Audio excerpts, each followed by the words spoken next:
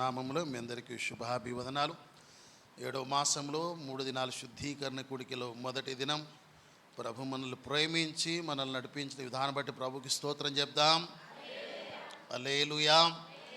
Right, వాక్య ధ్యానములకు వెళ్దాం. మొదటి శుద్ధీకరణ కూడికలో వాక్య ధ్యానము ప్రభు మన కొరకు సిద్ధపరిచిన వాక్య పఠనము.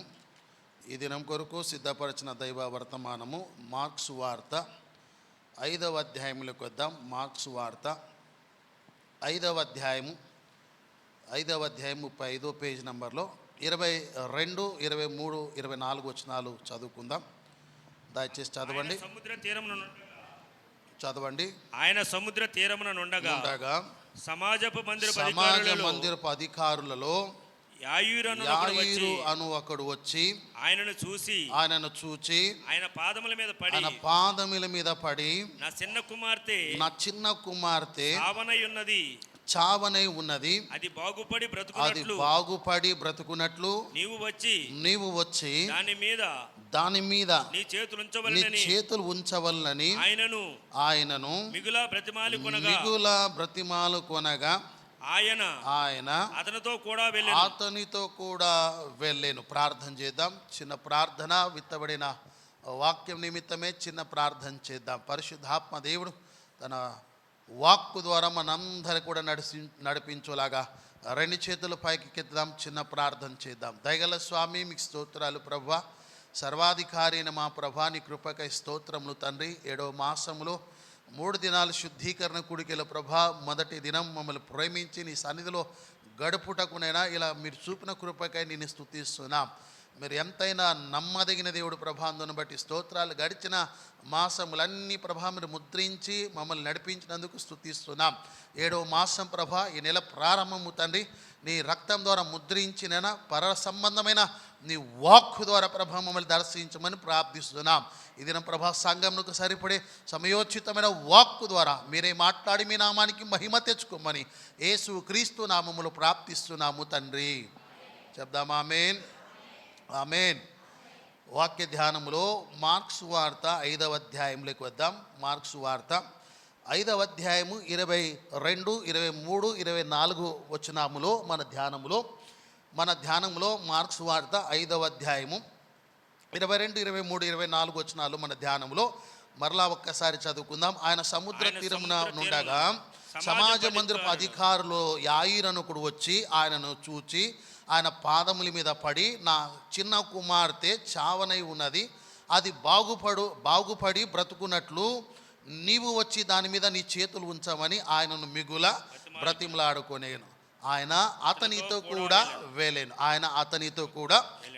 మన ధ్యానంలో దేవుని సంగమ, ఈ మార్క్స్ వార్త 5వ అధ్యాయంలో యాయీరు అనే ఒక సమాజ మందిరపు అధికారి మనకు కనిపిస్తున్నాడు.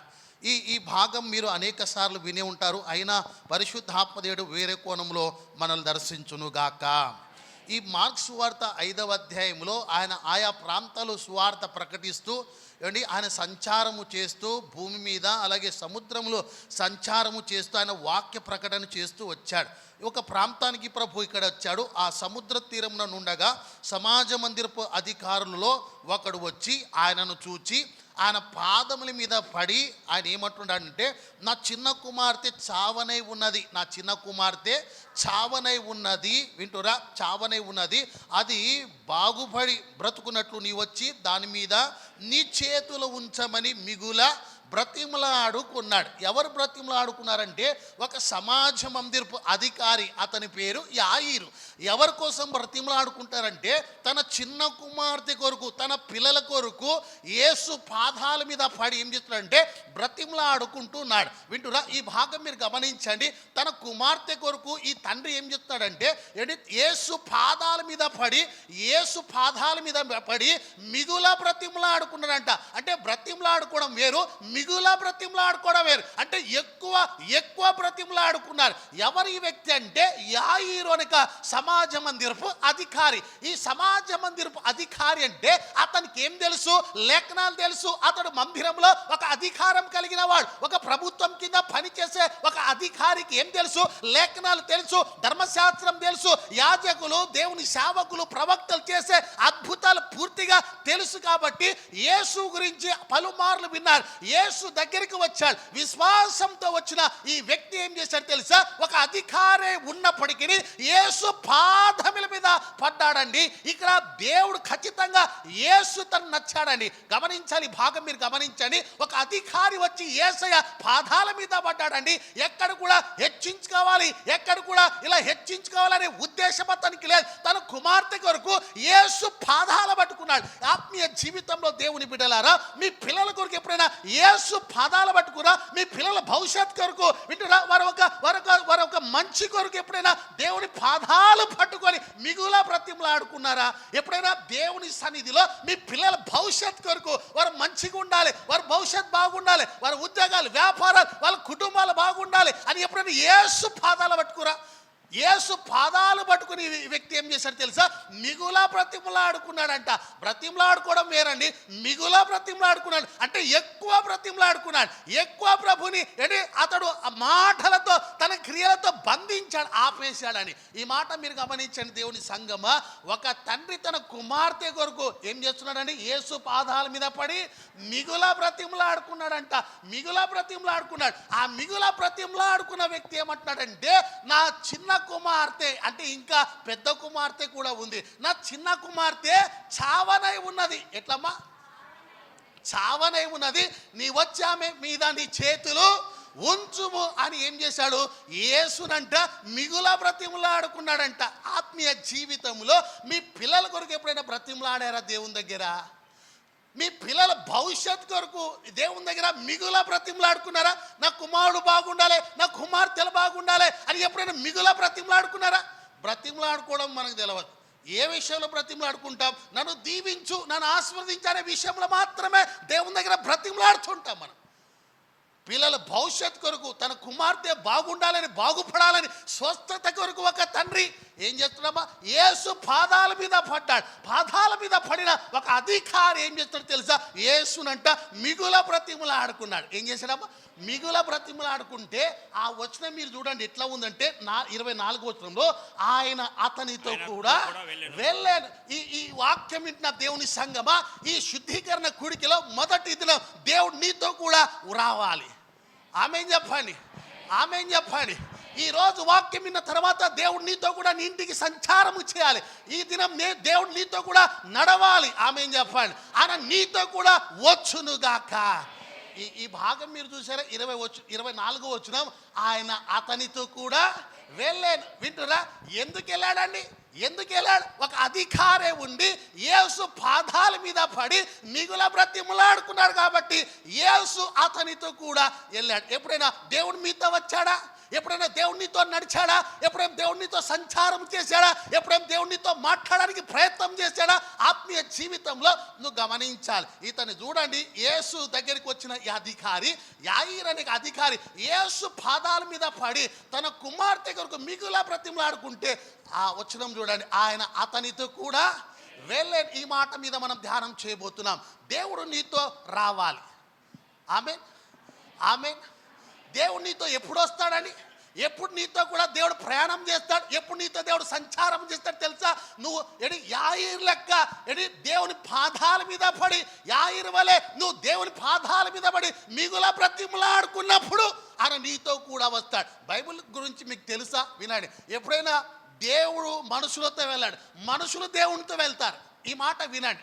24వ వచనంలో ఆయన అతనితో కూడా వెళ్ళాను. ఇది అద్భుతం, ఇది ఒక విచిత్రమైన మాట, ఇది ఒక మర్మం. ఒక దేవాతి దేవుడే ఒక మనుషునితో వెళ్ళాడు. మనుషులు దేవునితో వెళ్ళారు, మనుషులు దేవునితో నడిచారు, మనుషులు దేవునితో సంచారం చేశారు. ఇట్లా ఉంటుంది బైబిల్లో. కానీ ఇక్కడ చూడండి, ఈ వచనం ఒక్కటే కనిపిస్తుంది, ఆయన అతనితో కూడా వెళ్ళాను. ఇప్పుడు దేవుడు మీతో కూడా రావాలి. ఆమేన్ చెప్పండి. ఆయన మీతో రావాలంటే యాయీరు వల్ల మీరు ఏం చేయాలి తెలుసా? ఆయన పాదాలు పట్టుకోవాలి. ఒక అధికారి అండి, ఆయనకి ఏం లేదు, హెచ్చించుకోవడం తెలియదు, ఆయనకి ఏం లేదు, గర్వం తెలియదు, ఆయనకి ఏం తెలియదండి. ఆయనకి అసలు అసలు అసలు ఆయన ఆలోచన ఏంటి తెలుసా? నాకు ఇంత ఉందని అవన్నీ పక్కన పెట్టాడు. తన కుమార్తెను అధికంగా ప్రేమిస్తున్నాడు. తన కుమార్తె కొరకు ఏం చేశాడు తెలుసా? యేసు పాదాల మీద పడ్డాడు. ఎవరి పాదాలు? యేసు పాదాలు పట్టుకున్నాడండి. పాదాలు పట్టుకొని ఏం చేశాడంట?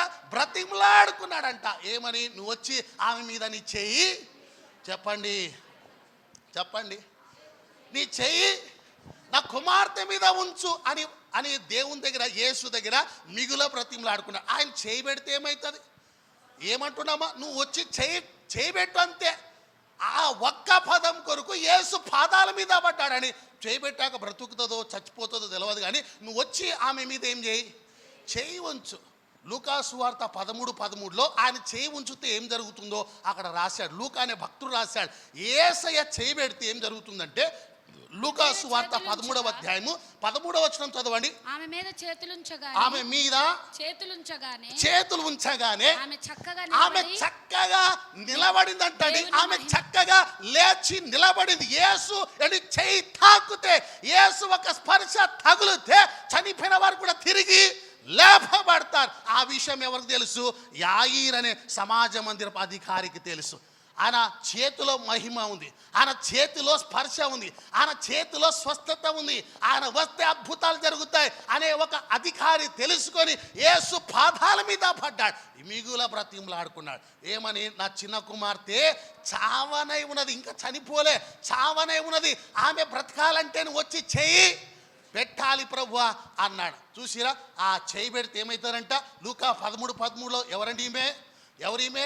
ఈమె అబ్రహాము కుమార్తె.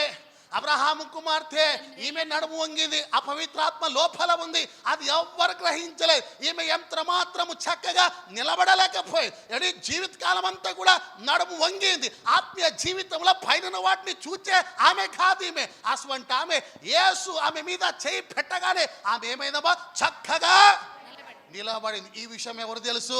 సమాజ మందిరపు అధికారైన యాయీరికి తెలుసు. యేసు చేయి తాకితే, యేసు చేయి తగిలితే నా కుమార్తె బాగుపడుతుంది అనే విషయం తెలుసుకొని యేసు పాదాల మీద పడ్డాడండి. నా మాట మీరు వినాలి. యేసు పాదాల మీద పడ్డాడు తన కుమార్తె కొరకు. వింటురా? తన కుమార్తె కొరకు యేసు పాదాల మీద పడి ఏమన్నాడమ్మా? బ్రతిమలాడుకున్నాడంట. ఇప్పుడు నేను చెప్పే అంశం వినండి. ఆయన బ్రతిమలాడుకునే విధానం యేసయ్యకి నచ్చింది. ఇది ఇవాళ పాయింట్. ఆయన బ్రతిమలాడుకునే విధానం నచ్చింది కాబట్టి ఆయన అతనితో కూడా వేలేదు. ఎప్పుడైనా దేవుడు నీతో వచ్చాడమ్మా? ఆ స్పర్శ నీకుందా? ఎప్పుడైనా ఇంతకాలం నీ ఆత్మీయ జీవితంలో ఎంతో అనుభవం నీకుంది, ఆత్మీయ జీవితంలో ఎన్నో సంవత్సరాలకి వెళ్ళి మందిరానికి వస్తున్నావు, ఎప్పుడైనా దేవుడు నీతో కూడా వచ్చాడా? ఎప్పుడైనా దేవుడు నీతో వచ్చినట్టు ఆ స్పర్శ మీకు ఉందా? ఏమో మీరు ఆయనతో వచ్చినట్టే స్పర్శ, మీరే ఆయన దగ్గరికి వచ్చినట్టే. ఆయన ఎప్పుడైనా మీ దగ్గరికి వచ్చినట్టు స్పర్శ మీకుందా? మీకు తెలిసిందా ఎప్పుడైనా?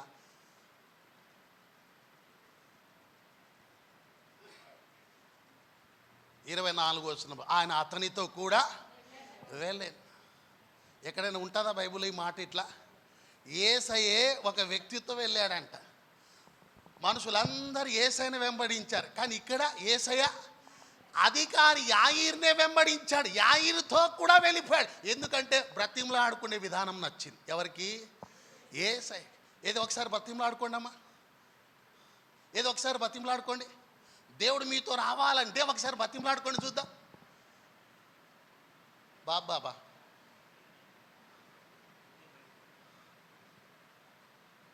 ఇప్పుడు బ్రతిమలాడుకునే దాన్ని బట్టే ఉంటుందండి. అడుక్కున్నోడు వచ్చి స్టైల్గా ఇట్లా అంటే ఇస్తారమ్మా?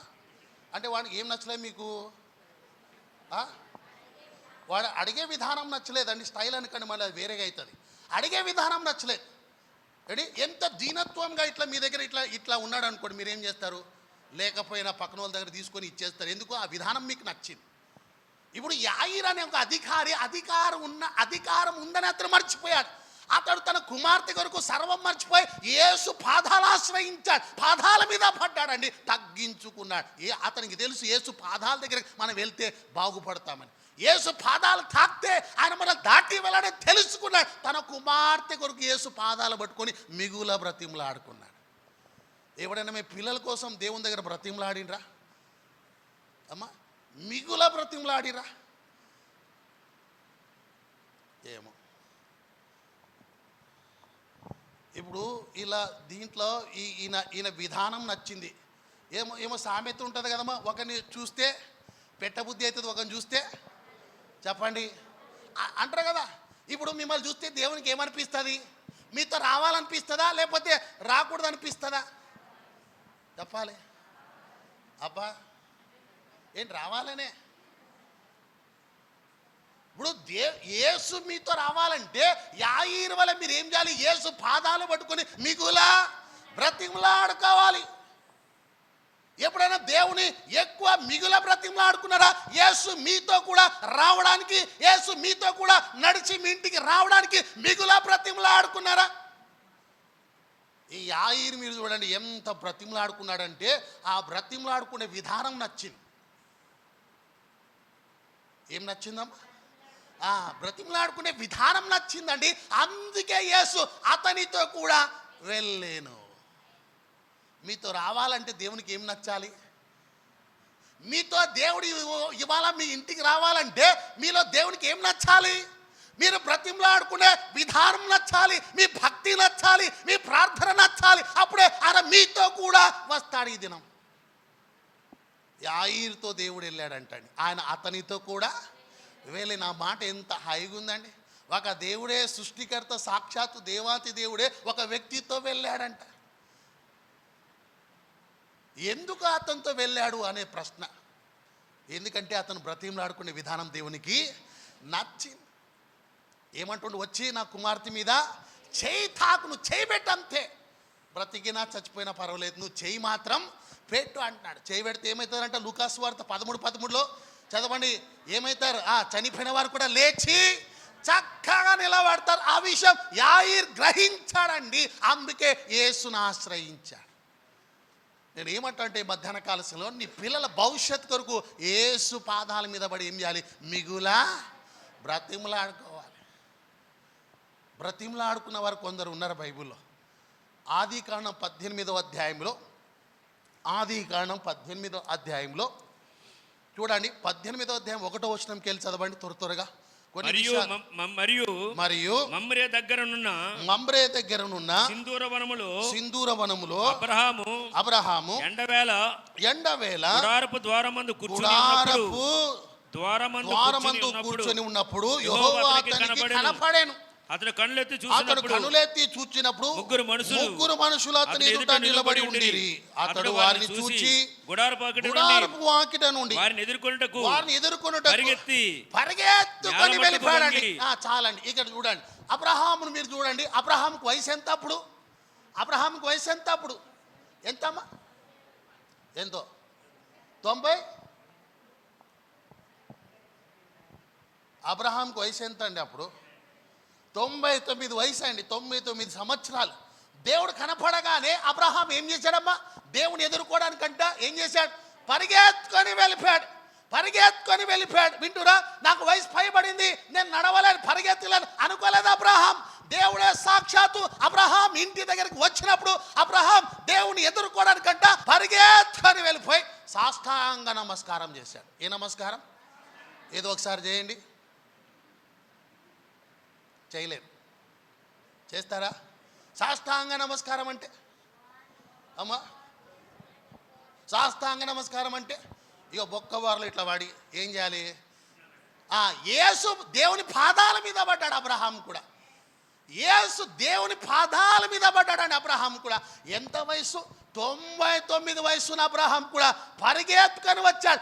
ఆసక్తి చూడండి. ఏంటి? దేవుని బంధించే విధానం చూడండి. పరిగెత్తుకొని వచ్చి సాష్టాంగ నమస్కారం పడి ఏం చేస్తున్నాడు? అబ్రహాం కూడా దేవుని ఆపుతున్నాడు, బలవంతం చేస్తున్నాడు. ఆయన పాదాల మీద పడ్డాడు. ఇంటికి రమ్మని బ్రతిమలాడుకుంటున్నాడు. ఏమంటాడమ్మా? కొంచెం నీళ్ళు తెస్తా, అలచట తీసుకోండి, కాళ్ళు కడుక్కోండి, మీకు ఒక ఆహారము నేను సిద్ధపరుస్తా. ఇలా దేవుని ఏం చేశాడు? బలవంతము చేసి అబ్రహాము దేవుని ఆపేశాడు. యాయిరు కూడా ఎట్లా మిగుల బ్రతిమలాడుకున్నాడు. అబ్రహాం కూడా దేవుని మిగుల బ్రతిమలాడుకున్నాడు. ఆపేశాడండి, ఆపేశాడు. అబ్రహాం ఉద్దేశం అదే, దేవుని ఆపాలి, ఇంట్లోకి తీసుకెళ్ళాలి, ఇంట్లో పరిస్థితులన్నీ కూడా అబ్రహాం దేవునికి చెప్పాలి అనే ఆశతో అబ్రహాం కూడా ఆసక్తితో పరిగెత్తాడు. అబ్రహాము ఏంటి దేవుని బ్రతిమలాడుకునే విధానం నచ్చింది. ఎట్లమ్మా 99 వయసులో దేవుని కొరకు పరిగెత్తాడు. ఆ తర్వాత సాష్టాంగ నమస్కారం చేశాడు, అంటే దేవుని పాదాల మీద పడ్డాడు. లేచాడు. ఏమంటున్నాడమ్మా, ఏమంటున్నాడు, కొంచెం నీళ్ళు తెస్తా, ఏం చేయండి అమ్మా, అలసట తీర్చుకోండి, కాళ్ళు కొడుకోండి, కూర్చోండి, వింటురా, భోజనం మీరు చేయండి, మీ కొరకు ఆహారం నేను సిద్ధపరుస్తా. అబ్రహాము చూడండి దేవుని ఏం చేశాడమ్మా, ఏం చేశాడు, బలవంతంగా చేశాడు. దేవుడు ఆగాలని మిగుల బ్రతిమలాడుకున్నారు అబ్రహాం కూడా. అబ్రహాము మిగిల దేవుని బ్రతిమలాడుకున్నాడు. అబ్రహాం మిగిల దేవుని బ్రతిమలాడుకున్నాడు కాబట్టి అబ్రహాం దేవుని ఆపగలడు కాబట్టి అబ్రహాంకి ఏమి ఇచ్చాడు, సంతానం ఇచ్చాడు. ఏమిచ్చాడమ్మా చెప్పండి. ఇప్పుడు మన అంశంలో యాయిర్ ఏం చేశాడంటే దేవుణ్ణి, యేసుని మిగుల బ్రతిమలాడుకున్నాడు. చెప్పండి, మిగుల బ్రతిమలాడుకుంటే ఆయన మీతో కూడా వస్తాడు. ఎవరు చెప్పట్లే, ఆమె మీరు దేవుని మిగుల బ్రతిమలాడుకుంటే ఆయన మీతో కూడా వస్తాడు. చెప్పండి ఆమేన్. ఇప్పుడు మీరు ఆయనతో రావాలా, మీతో ఆయన రావాలా అమ్మా, ఏదైనా పర్వాలేదు, కాకపోతే ఆయన నీతో వస్తే చరిత్ర వేరుంటుంది. ఆమేన్, ఆమేన్. ఇప్పుడు హనోకు ఉన్నాడు కదా, దేవునితో నడిచాడు, అంటే హనోకే దేవునితో నడిచాడు. హనోకు దేవునితో నడుస్తూ నడుస్తూ నడుస్తూ ఏమేడమ్మా కొనిపోబడ్డాడు. ఆయన నీతో నడిచిన, నువ్వు ఆయనతో నడిచిన ఒక అద్భుతమే. స్తోత్రం చెప్పండి, స్తోత్రం చెప్పండి. సరే, మన మూల వాక్యంలో యాయిర్ అనే అధికారి ఏం చేశాడమ్మా, యేసు పాదాల మీద పడి ఆ యేసుని మిగుల బ్రతిమలాడుకున్నాడు. అందుకే యేసు అతనితో కూడా వెళ్ళాడు అనే మాట మనం ధ్యానం చేస్తున్నాం. ఈ దినం దేవుడు నీతో కూడా రావాలి. ఈ దినం దేవుడు నీతో కూడా, నీతో సంచారము చేయాలి. ఈ దినం నీతో కూడా మీ ఇంటికి యేసు రావాలి. ఆమె చెప్పండి. ఆయన రావాలంటే మీరేం చేయాలి, మిగుల బ్రతిమలాడుకోవాలి. చెప్పండి అన్నమాట, చెప్పండి అన్నమాట. ఇంకొక వ్యక్తిని మీకు జ్ఞాపకం చేస్తా. ఎంత బ్రతిమలాడుకున్నారంటే రాజుల 2వ గ్రంథం 4వ అధ్యాయంలోకి వద్దాం. రాజుల 2వ గ్రంథం 4వ అధ్యాయము 8వ వచనం చదవండి. 8వ వచనంలో 4వ అధ్యాయం 8వ వచనం. ఒక దినమందు ఎలీషా షూనేమి పట్టణముకు పోగా అచ్చట గనురాలైన ఒక స్త్రీ భోజనముకు రమ్మని అతను బలవంతము చేసిందంట. చాలండి, ఇక చూడండి, మీకు తెలుసు కదమ్మా చరిత్ర, మీకు తెలుసు కదా ఎక్కడ, ఏ పట్టణం అది, షూనేమి పట్టణంలో. ఎవరిమే, గనురాలైన స్త్రీ. ఎలీషా అనే ప్రవక్తలు ఏం చేసింది, ఆమె బలవంతం చేసిందంట. దేనికి, భోజనం చేయడానికి. ఎప్పుడైనా బలవంతం చేసిరా దేవుణ్ణి ఆపడానికి? నన్ను చూస్తారమ్మా, ఎప్పుడైనా దేవుని బలవంతంగా ఆపేసిరా మీరు? ఎప్పుడైనా బలవంతం చేసిరా దేవుణ్ణి? ఈమె చూడండి, ఈమె ప్రవక్తల గురించి తెలుసుకుంది. ఆ ప్రవక్తలు ఆ పట్టణానికి వచ్చినప్పుడు అంట భోజనంకి రమ్మని బలవంతం ఎందుకు చేసిందమ్మా? అసలు బలవంతం ఎందుకు చేస్తాం? ఎప్పుడు బలవంతం చేస్తాం? ముందు అడుగుతాం, వాళ్ళు ఒప్పకపోతే. చెప్పండి, మీకు అర్థమవుతుందా వాక్యం? ఇప్పుడు ఈమె పలుమార్లు ఏం చేసిన ప్రవక్తల్ని బ్రతిమలాడుకుంది. అయ్యా రండి మా ఇంటికి, అయ్యా రండి మా ఇంటికి, అయ్యా రండి మా ఇంటికి, ఒకసారి అరుగు పెట్టండి, ఒకసారి కాలు పెట్టండి, ఒకసారి చేయి కడుక్కోండి, ఇట్లా ఎన్నోసార్లు బ్రతిమలాడి ప్రవక్తలు ఒప్పుకోలేదు. అప్పుడు ఆమె ఏం చేసిందంట చెప్పండి ఆ మాట, బలవంతం. అంటే ఈమె బలవంతం, ఈమె ఆపడం అంటే బలవంతం వేడుకోవడం విధానం నచ్చింది ప్రవక్తలకి. అక్కడేమో మన మూలవాక్యంలో యాయిర్ ఏం చేశాడమ్మా, యేసు పాదాల మీద పడి మిగుల బ్రతిమలాడుకున్నాడు. ఈమె కూడా మిగుల బ్రతిమలాడుకుంటుంది. ఎట్లా, బలవంతంగా బ్రతిమలాడుతుంది. ఎప్పుడైనా మీ పిల్లలు భవిష్యత్తు కొరకు దేవుని దగ్గర బలవంతంగా బ్రతిమలాడుకుర్రా?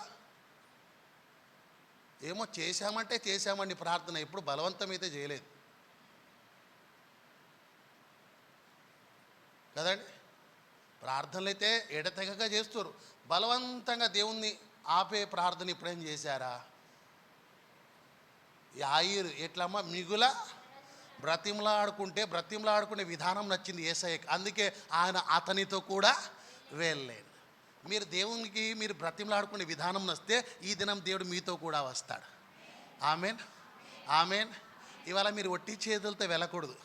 ఇవాళ మీరు ఒంటరిగా వెళ్ళకూడదు. ఈరోజు మీతో యేసు రావాలి. ఈరోజు యేసు మీతో సంచారం చేయాలి. మీ ఇంట యేసు బస చేయాలి. ఆమేన్ చెప్పండి. అప్పుడు మీరేం చేయాలి? అప్పుడు ఆమేన్ చెప్తే సరిపోదు, బతిమలాడాలి. ఎట్లమ్మా? మిగుల బ్రతిమలాడాలి. చెప్పడమాట. ఇప్పుడు ఈ శూనేమి పట్టణంలో గనురాల స్త్రీని చూసిరా? పలుమార్లు ప్రవక్తలే ఆమె ఏం చేసింది తెలుసా? అడిగిందండి. పలుమార్లు బ్రతిమలాడుతూ వచ్చింది. వారు ఒప్పకపోయారు కొంతకాలం. అప్పుడు ఆమె ఏం చేస్తుందంటే బలవంతం చేసిన. బలవంతం చేయండి ఒకసారి చూద్దాం. ఎట్లా బలవంతం? ఎట్లా బతిమలాడుకోవడం ఎట్లా చెప్పలేదు. ఎట్లా బలవంతం? ఎట్లా బలవంతం అంటే ఎట్లా? ఇట్లా అడ్డం నిలబడి వస్తారా చస్తారా, మా ఇంటికి వస్తారా చస్తారా, ఏంటిది? దాదాగిరి, రౌడీజమా, సెటిల్మెంటా, ఏమంటారు? ఏం చేసిందమ్మా ఇట్లా? బలవంతం చేసి అర్థం ఏంటమ్మా? ఆపేసింది. వస్తారా చస్తారా అని ఏం చేసింది? బలవంతం చేస్తే ప్రవక్తలు ఒప్పుకొని, ఒక్కసారి బలవంతం చేస్తే ఆ ఊరు వచ్చినప్పుడు, ఆ పట్టణం వచ్చినప్పుడల్లా ఆ ప్రవక్తలు ఆ ఇంటనే దిగుతున్నారు. సరే వస్తున్నారని ఆమె ఏం చేసింది? పెంట్ హౌస్ కట్టించింది కదమ్మా, కాదా? మీ బైబిల్ అట్లా ఉంటుంది కదా. పెంట్ హౌస్తో పాటు ఫర్నిచర్స్ అన్నీ రెడీ చేసింది ఆమె.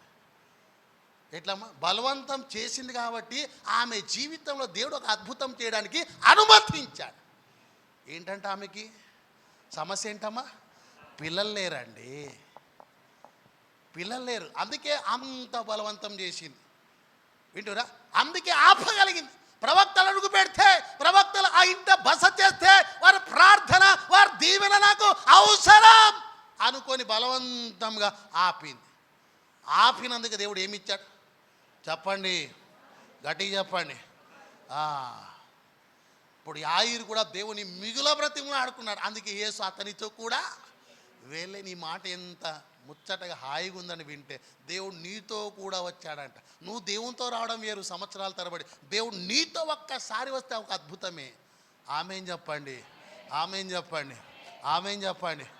అపోస్తుల కార్యంలో 16వ అధ్యాయంలో, ఇంకా వాక్యంలోకి మనం వెళ్ళలేదు. అపోస్తుల కార్యం 16వ అధ్యాయము 14-15 వచనాలు అనుకుంటా. చూడండి అక్కడ.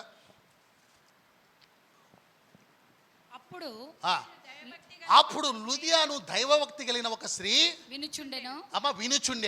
ఆమె ఉదారంగపుడిని అమ్ము తుయతైర పట్టణస్థురాలు. ప్రభు ఆమె హృదయమును తెరిచెను గనుక పౌలు చెప్పిన మాటల యందు లక్ష్యం ఉంచెను.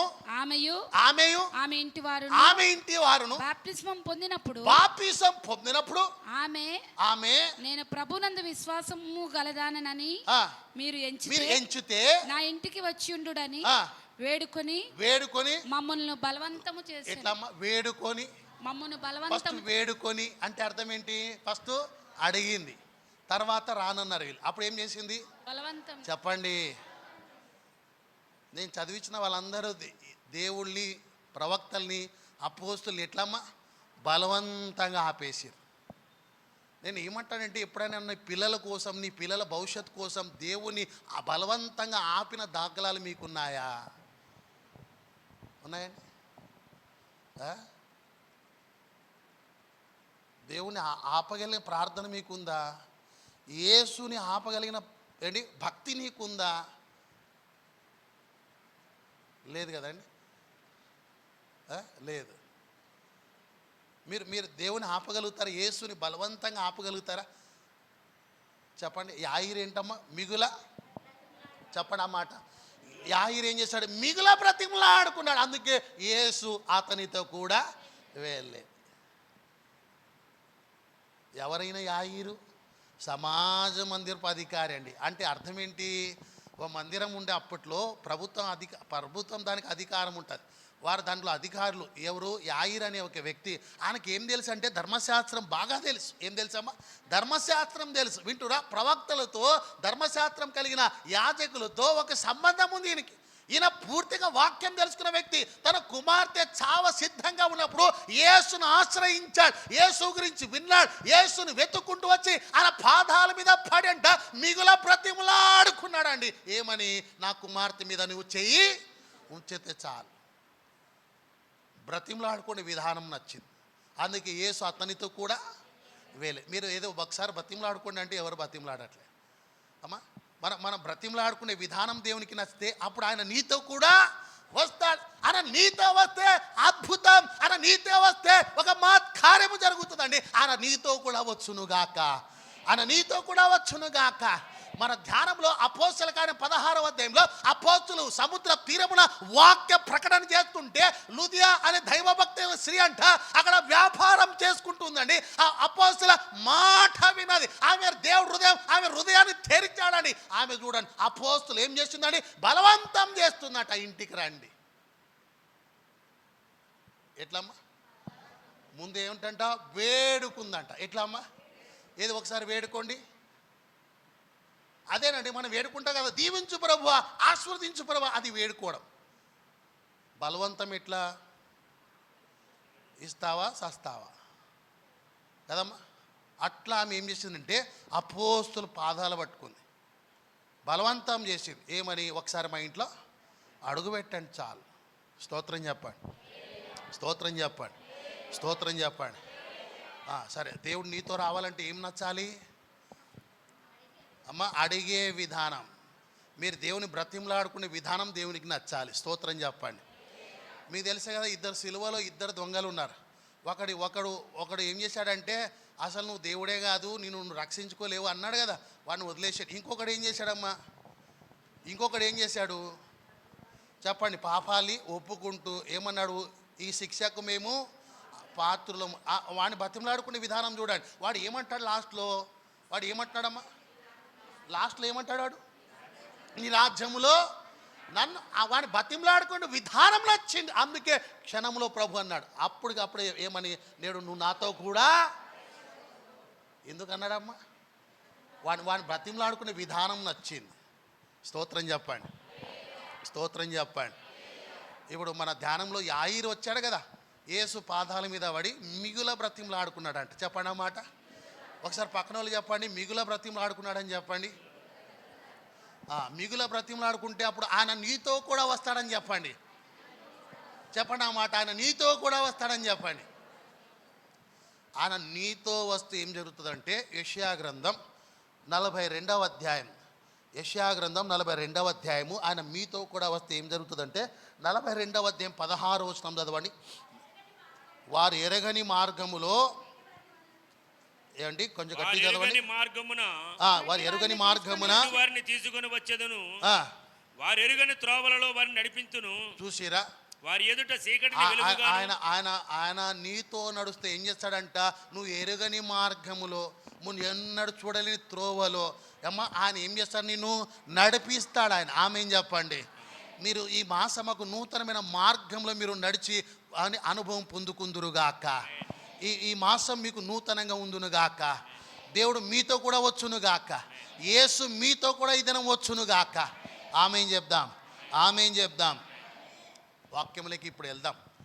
ఆదికాండం 45వ అధ్యాయంలోకి వద్దాం. ఆదికాండం 45వ అధ్యాయము 10వ వచనం చదవండి. యోసేపు అక్కడ ఉన్నాడు. యోసేపు ఉన్నాడండి. నీవు గోషేను దేశమందు నివసించేదవు. అప్పుడు నీవును నీ పిల్ల చూసిరా? అప్పుడు నీవును నీ పిల్లలను నీ పిల్లల పిల్లలను నీ గొర్రెల మందయు నీ పశువుల మందయు నీ కలిగిన యావత్తు నేను నాకు సమీపముగా ఉండు. ఒక 2 పాయింట్ చెప్తా అండి. ఇక్కడ యోసేపుతో దేవుడు మాట్లాడు. ఎవరితో చెప్పండి? ఇప్పుడు నేను ఎట్లా అంటానంటే మనం ఆయనతో నడిచినా ఆయన మనతో నడిచినా మనకు మేలవుతుంది. ఆమెన్ చెప్పండి. ఇప్పుడు ఆయన మనతో నడుస్తాడా, మనం ఆయనతో నడుస్తామా? అది మన భక్తి మీద ఆధారపడి ఉంటుంది. వింటురా? యాయిరుతో యేసు వెళ్ళాడంటే ఆయన భక్తి, ఆయన వేడుకునే విధానం యేసుకు నచ్చింది కాబట్టి యేసు అతనితో వెళ్ళాడు. ఇప్పుడు మనలో ఏం నచ్చుతాయి ఏమో తెలియదు, మనం ఆయనతో కూడా నడవాలి. ఆమె చెప్పాడు. ఇప్పుడు యోసేపుతో దేవుడు మాట్లాడుతున్న మాట మీకు జ్ఞాపం చేస్తా. నీవు గోషాను దేశమందు నివసించేదవు. అప్పుడు నీవును నీ పిల్లల పిల్లలను నీ గొర్రెల మందలను నీ పశువులను నీకు కలిగింది యావత్తు నాకు సమీపముగా, అంటే దేవునికి సమీపముగా. మనము దేవునికి సమీపం, ఆ దేవుడు మనకు సమీపం. మనం దేవునికి సమీపం అవడానికి ప్రయత్నం చేస్తాం. కానీ ఇక్కడ యోసేపు కంట దేవుడు సమీపంగా ఉన్నాడు. మనం ఆయనతో నడవడానికి ఇష్టపడతాం. యాయీరుతో యేసు నడవడానికి ఇష్టపడ్డాడు. మీకు పాయింట్ అర్థమవుతుందో లేదో మనసు పెట్టండి. మనం ఆయనతో నడవడం, ఆయన మనతో నడవడం. వింటురా? మనం ఆయనతో వెళ్ళడం, ఆయన మనతో రావడం. ఏదైనా మనకు మేలవుతుంది. ఆమేన్ చెప్పండి, ఆమేన్ చెప్పండి. ఇప్పుడు ఇక్కడ యోసేపుతో దేవుడు మాట్లాడుతూ ఏమంటాడంటే, నేను నీకు సమీపంగా, అంటే నీతో నడుస్తున్నా అని చెప్తున్నాడు. ఎవరితో? యోసేపుతో దేవుడు నీకు సమీపంగా ఉన్నానంటే నేను నీతో నడుస్తున్నా అంటున్నాడు. ఎవరితో? యోసేపుతో. ఆయన దేవుడు యోసేపుతో నడుస్తూ ఏమవుతారంట, నీవును నీ పిల్లల పిల్లలు, అమ్మా నీవును నీ పిల్లల పిల్లలను, నీ పశువులను, నీ గొర్రెల మంద, నీకు కలిగింది యావత్ ఏమైతుంది తెలుసా? ఏమవుతుంది? ఆశీర్వదిస్తాను. అంటే దేవుడు నీకు సమీపంగా ఉంటే, దేవుడు నీతో కూడా వస్తే ఏముంటుంది? ఆశీర్వాదం వస్తుంది. ఏముంటుందమ్మా చెప్పండి? ఆశీర్వాదం ఉంటుంది. ఈ మాట మీకు అర్థమవుతుందో లేదో? యోసేపుతో దేవుడు మాట్లాడుతున్నాడు. ఏమని? నీవు గోషాను దేశమందు నివసించేదవు, నీవు నీ పిల్లల పిల్లలను, నీ గొర్రెల మందయు, నీ పశువులను, నీకు కలిగింది యావత్తు నాకు సమీపంగా, అంటే నేను నీతో కూడా ఉన్నాను, నేను నీతో కూడా సంచారము చేస్తున్నా, నీతో కూడా ఐగుప్తు నుండి నేనే వచ్చాను అని దేవుడు మాట్లాడుతున్నాడు. అంటే దేవుడు మనతో ఉంటే, దేవుడు మనతో నడుస్తే, దేవుడు మనతో వస్తే ఏం జరుగుతుంది?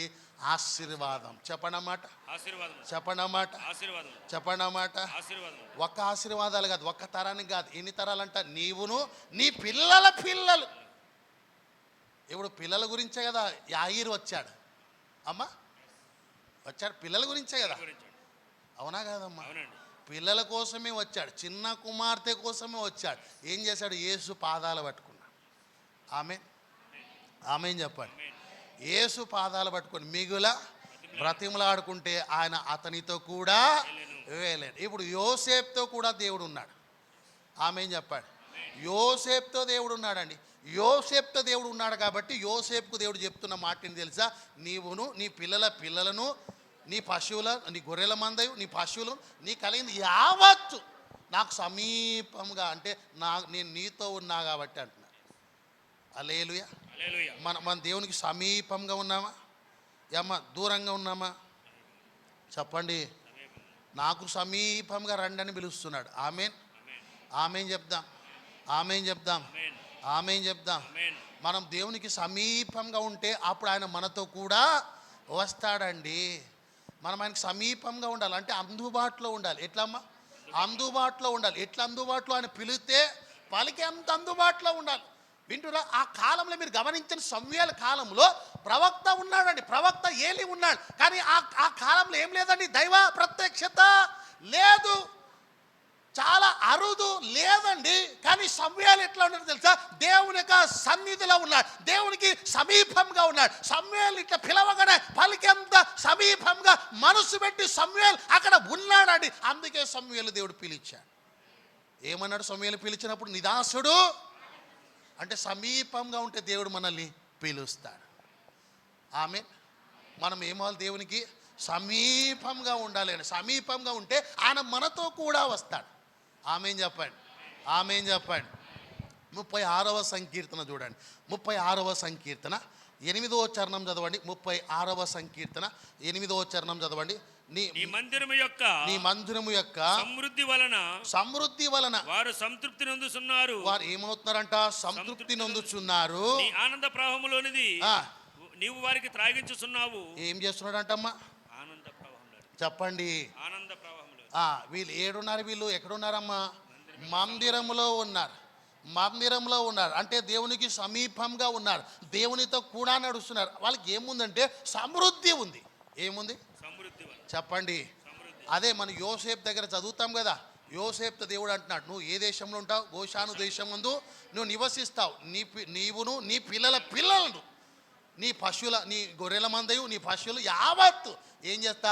నాకు సమీపంగా ఉంటా, నేను మీకు సమీపంగా ఉంటా, నా దీవెలు మీరు పొందుకుంటారని చెప్తున్నాడు. ఇప్పుడు యాయీరుతో దేవుడు వెళ్ళాడు కదమ్మా. ఇప్పుడు మనతో వస్తాడా రాడా అది వేరే సంగతి, కానీ మనమే ఆయనతో రావాలి. ఇప్పుడు ఆమె చెప్పాలి, మనం ఆయనకు సమీపంగా ఉండాలి. ఎక్కడ సమీపం అంటే మందిరం. మందిరంలో ఏముంది? సమృద్ధి ఉంది. ఆమె చెప్పాలి, ఆమె చెప్పాలి. మందిరంలో ఉంటే ఏముందమ్మా? సమృద్ధి. మందిరం విడిచిపెడితే సమృద్ధి ఉండదు. మందిరంలోనే మనం ఏమవుతామంటే దీవించబడతాం. ఆమె చెప్పండి, ఆమె చెప్పండి. 84వ సంకీర్తన 4వ చరణంలో, నీ మందిరమందు నివసించువారు ధన్యులు, వారి నిత్యము నిన్ను స్తుతించుదురు. నీ మందిరమందు నివసించువారు ధన్యులు అంటే దేవునికి సమీపంగా ఉండే వాళ్ళందరూ ధన్యులు. అంటే వారు దేవుడు వాళ్ళతో కూడా ఉంటాడని అర్థం. యాయిరుతో నడిచి వెళ్ళాడండి, ఇప్పుడు మనతో కూడా ఉన్నాడు ఆయన. ఆమెన్. మనం ఎక్కడ ఉండాలి? మందిరంలో ఉండాలి. నీ మందిరమందు నివసించువారు, మరి నివసించని వారు అన్యులు కదండి. మనం ధన్యులం. ఆమెన్ చెప్పండి. పక్కన వాళ్ళు చెప్పండి, మీరు ధన్యులని చెప్పండి. చెప్పిరా? మీరు ధన్యులని చెప్పిరా అమ్మ? అందరు చెప్పిరా? ఒకసారి మళ్ళీ చెప్పండి, మీరు ధన్యులని చెప్పండి. 7వ నెలలో మీరు మొదటి అమ్మ శుద్ధీకరణ కూడికలో ఉన్నారు, మీరు ధన్యులు. Amen, amen, amen. నీ మందిరం ముందు నివసించువారు, ఆయన మనతో ఉన్నా మనం ఆయనతో ఉన్నా ధన్యతనే. స్తోత్రం. కానీ యాయిర్ లాంటి భాగ్యం మనకు ఉండదు. యాయిర్తో కూడా దేవుడు అమ్మ యాయిర్ ఏం చేశాడు? మిగుల బ్రతిమలాడుకుంటే ఆయన అతనితో కూడా వెళ్ళాను. ఈ మాట మీరు వింటున్నారు కదా, మీకు అనిపిస్తుందా నాతో దేవుడు రావాలి ఇవాళ మా ఇంటికని? మీ ఇంటికి వస్తే దేవుడు ఏమవుతుందమ్మా? సమస్యలు ఏమవుతాయి చెప్పండి, చెప్పండి. చరిత్రలో మీరు నిలిచిపోతారు. ఆమెన్, ఆమెన్ చెప్దాం. సరే, ఇంకొక పాయింట్ చెప్తా. యెహోషువ గ్రంథం 6వ అధ్యాయంలో, యెహోషువ గ్రంథం 6వ అధ్యాయంలోకి వద్దాం. ఒక పాయింట్ 2 పాయింట్ చెప్పి ముగించడానికి ప్రయత్నం చేస్తా. యెహోషువ గ్రంథం 6వ అధ్యాయంలో ఇశ్రాయేలు ఏం దాటాలంటే యోర్దాను దాటి వెళ్ళిపోవాలి. ఏం దాటాలమ్మా చెప్పండి? యోర్దాను దాటి వెళ్ళిపోవాలి. అందుకే యెహోషువతో దేవుడు చెప్పిన మాటలు ప్రజలకి చెప్పాడు. ఏమని చెప్పాడంటే, ఆ నది దాటి మనం అద్దరికి చేరాలి. అంటే చేరి ఏమవ్వాలి? నది దాటితే ఎక్కడికి వెళ్ళాలి? కానాను మనం చేరుకోవాలి. యాత్రలో నది దాటాలి. వింటురా? ఏం దాటాలమ్మా? యోర్దాన్ అనే నది దాటి వెళ్ళిపోవాలి. ఆ నది దాటేటప్పుడు వింటురా, ముందు ఎవరు ఉండాలి తెలుసా? యాజకులు ఉండాలి. ఎవరండి చెప్పండి?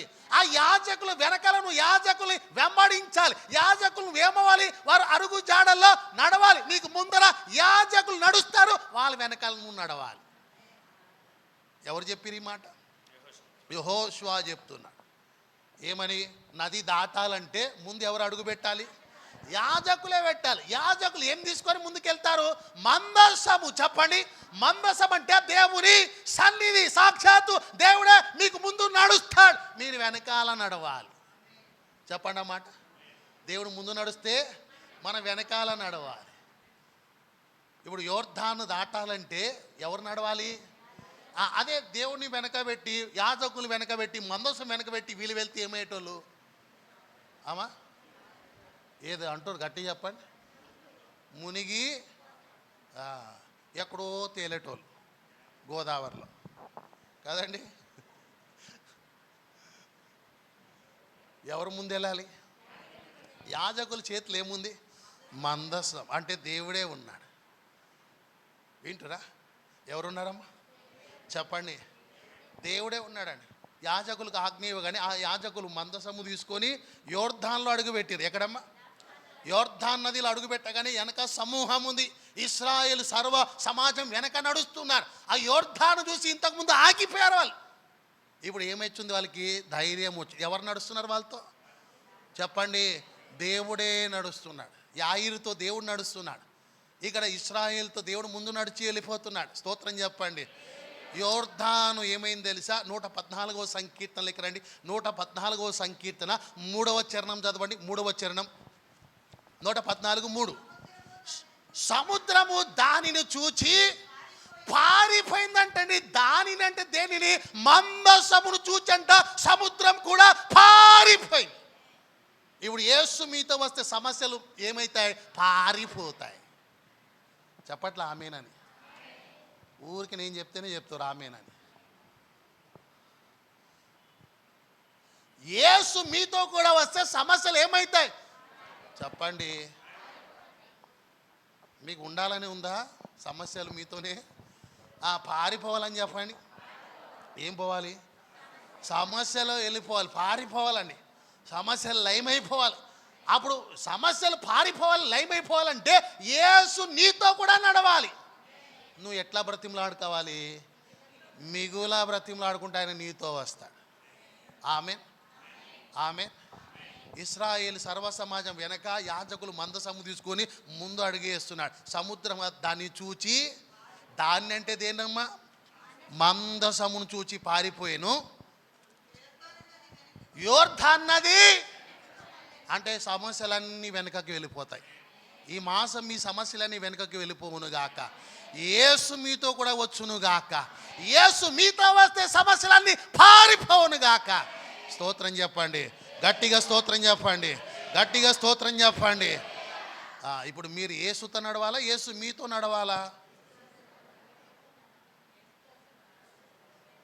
ఇప్పుడు మీరు ఆయినంత తోపు భక్తి ఏం కాదు. ఏది మిగుల బ్రతిమలాడుకొని యేసు మీతో రావడానికి. మీ భక్తి తక్కువ. అప్పుడు మీరేం చేయాలి? మీరే ఆయనతో వెళ్ళాలి. ఆమె చెప్పండి. ఇది మన లెవెల్.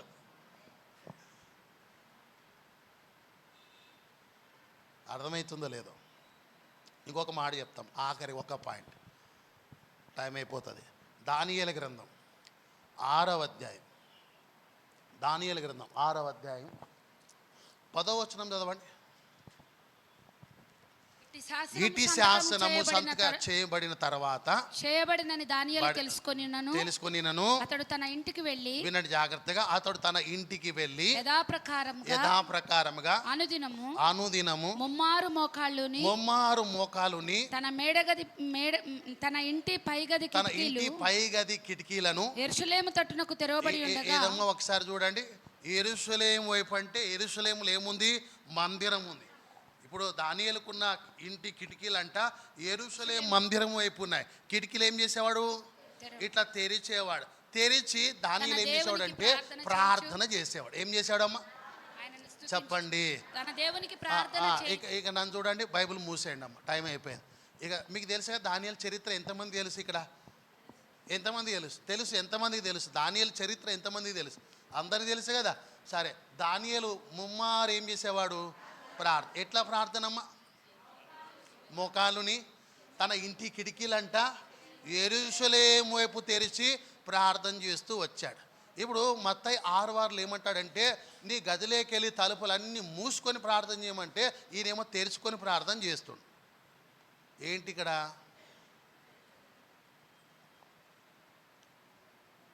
ఏంటండి? మత్తయి 6:6 ఏమంటాడంటే, నీ తండ్రి రహస్యమందు చూచి ఆయన, నువ్వు చేసే ప్రార్థన ఎట్లా ఉండాలి?